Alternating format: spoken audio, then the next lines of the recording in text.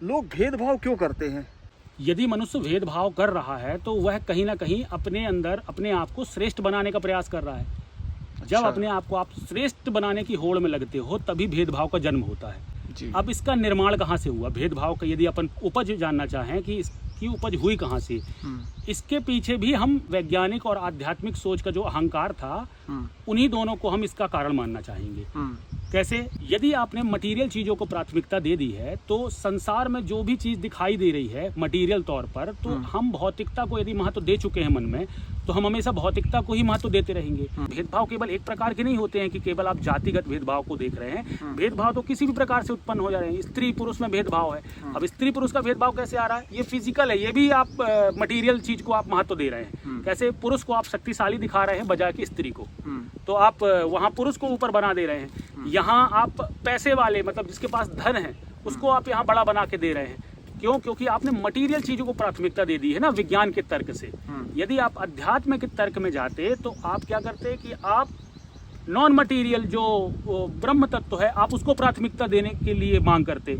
ये भी गलत हो जाता, क्योंकि ऐसे कंडीशन में आप विज्ञान की अवहेलना करने लगते हैं कि जब तक आपकी देह है तब तक विज्ञान की आवश्यकता तो पड़ेगी आपको। तो जब दोनों को एक साथ लेकर के चलेंगे हम, तब हमको भेदभाव नहीं समझ में आएंगे। अभी भेदभाव इसीलिए क्रिएट हो रहे हैं क्योंकि हर व्यक्ति किसी न किसी तरीके से भौतिक रूप से एक दूसरे से डिस्क्रिमिनेट करने में लगा हुआ है।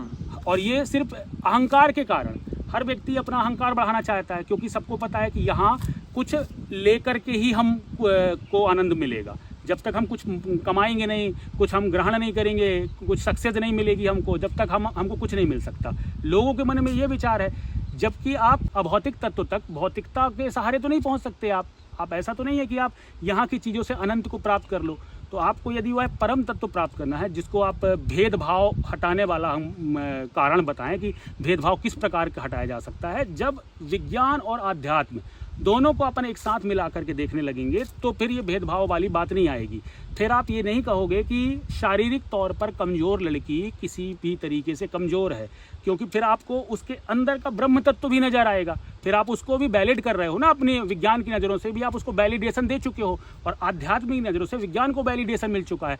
जब एक दूसरे को दोनों वैलिडेट कर लेंगे ना, तब दोनों का एग्जिस्टेंस आ जाएगा। और जब दोनों का एग्जिस्टेंस आएगा तब हम भौतिक रूप से जो ऊपर हैं लोग, उनको हम सम्मानित नहीं करेंगे अपनी नज़रों में। हम उसको बस एक नॉर्मल कंडीशन में उनको ट्रीट करेंगे, सामान्य व्यक्तियों के रूप में ही हम उनको देखेंगे।